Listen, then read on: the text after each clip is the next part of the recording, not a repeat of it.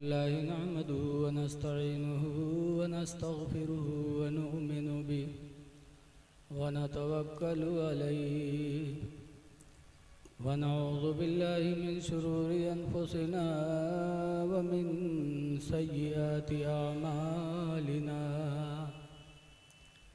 من يهد الله فلا مضل له ومن يضلله فلا هادي له ونشهد أن لا إله إلا الله وحده لا شريك له وأشهد أن سيدنا ومولانا محمدا عبده ورسوله صلى الله تعالى عليه وسلم أما بعد فأعوذ بالله من الشيطان الرجيم بسم الله الرحمن الرحيم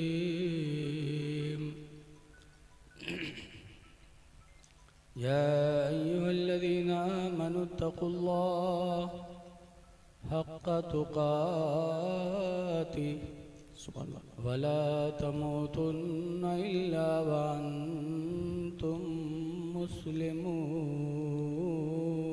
سبحان الله آمنت بالله صدق الله العلي العظيم दरूद शरीफ पढ़िए सल्लल्लाहु अलैहि नबी उम्मी व अला आलिहि व अस्हाबिहि व बारिक व सल्लिम सल्लल्लाहु व सलामन अलैका या सय्यदी या रसूल अल्लाह सल्लल्लाहु ताला अलैहि वसल्लम। हज़रात, काफ़ी वक्त हो चुका है, सरसरी तौर पर कुछ बातें सुन लीजिए। माइक बहुत अच्छा बोल रहा है, फूटे ना बैठे। स्टेज पर हमारे उलमाए किराम बहुत हैं माशाअल्लाह, नाम हम नहीं जानते। अज़ीज़म हज़रत मौलाना मोहम्मद इलियास साहब ने दावत दी, आप लोगों के कहने पर मैं हाजिर हुआ। आज ये दस्तारबंदी का जलसा है। लोग होटलों पे बैठते हैं तो किसी शराबी की बुराई नहीं करते, किसी जानी की बुराई नहीं करते। बुराई करेंगे तो मौलवी मौलाना की। वो मौलाना ऐसा है तो वो मौलवी ऐसा है। अच्छा ये बताओ, जब तुम मौलवी ही को बदनाम कर दोगे तो दीन किससे लेने जाओगे? बताओ, दीन किससे हासिल करोगे? कुरान करीम की आयत है, मा काना मुहम्मदुन अबा अहदिम मिर रिजालिकुम। मोहम्मद तुम मर्दों में से किसी के बाप नहीं। बच्चे थे, 3 बच्चे हुए, तीनों बच्चे बचपन में इंतकाल हो गए तो उनको बच्चा कहा जाता है, मर्द नहीं कहा जाता। मोहम्मद तुम मर्दों में से किसी के बाप नहीं, वलाकिन रसूल अल्लाह, लेकिन अल्लाह के रसूल हैं। व खातमन नबिय्यीन, और आखिरी नबी हैं।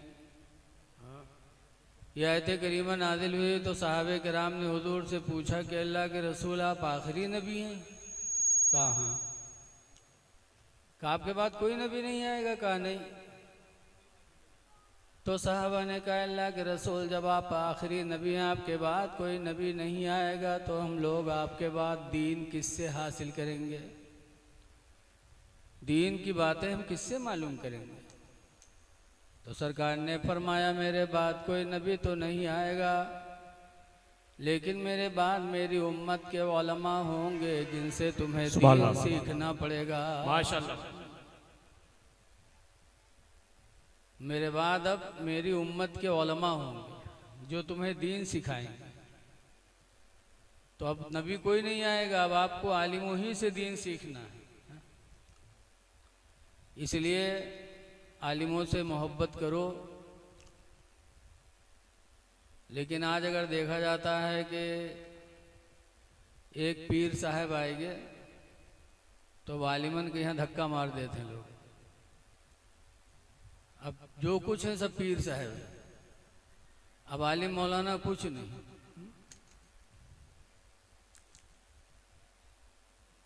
पीरों की तादीम करो, लेकिन पीरों के साथ साथ उलमा की भी तादीम करो। बेशक।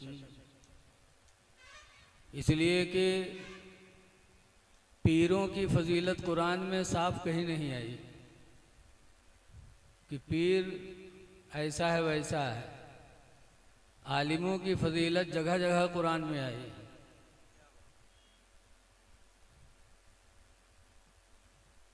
आलिमों की फजीलत जगह जगह कुरान में आई है। साफ साफ आलिमों के बारे में है,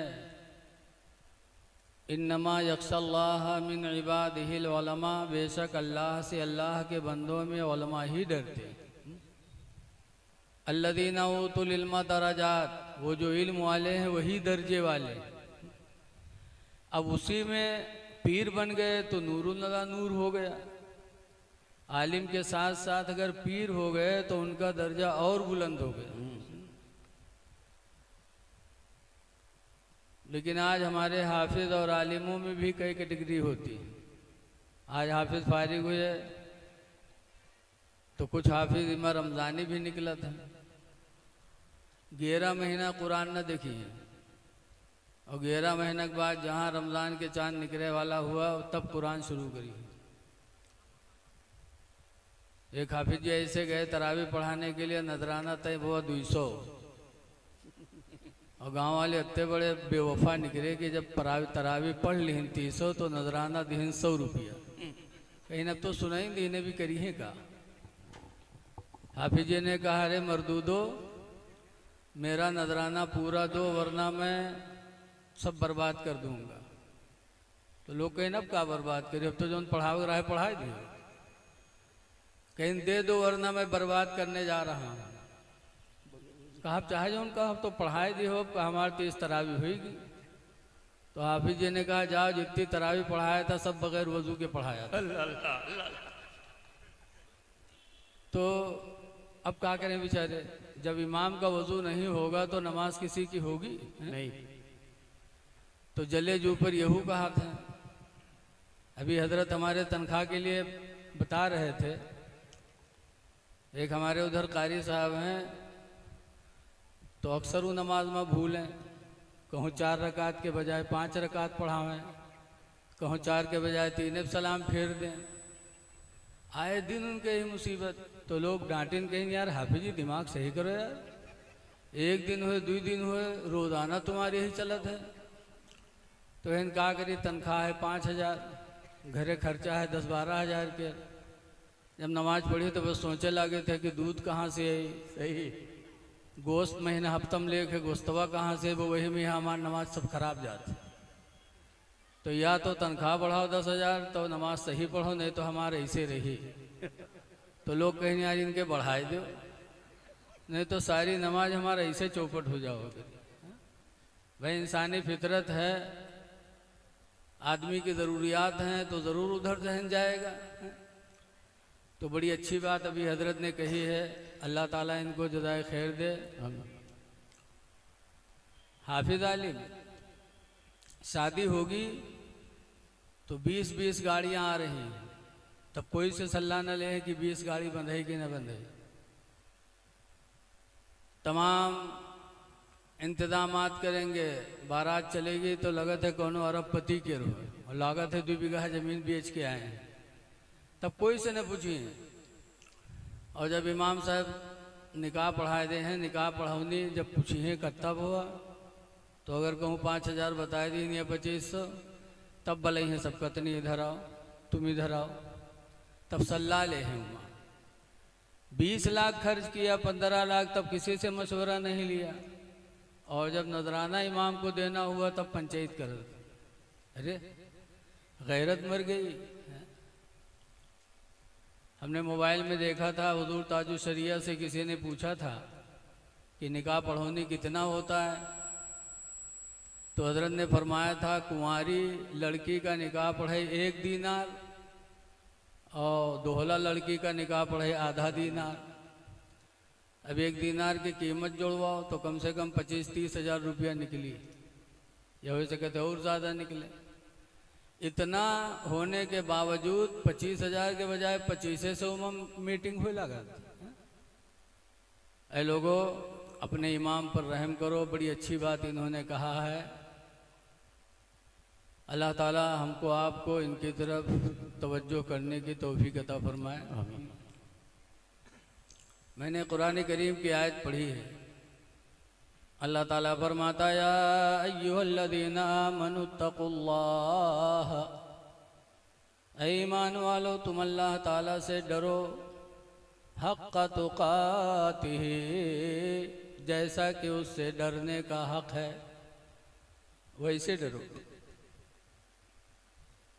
आज हम कहते तो हम डरते हैं, लेकिन दिन भर में बोलियां हम कितनी सच बोलते हैं। सच्ची बोली बोलो। हदीस पाक में अन अब्दुल्लाह इब्न मसूद क़ाला क़ाला रसूलुल्लाह, हज़रत अब्दुल्लाह बिन मसूद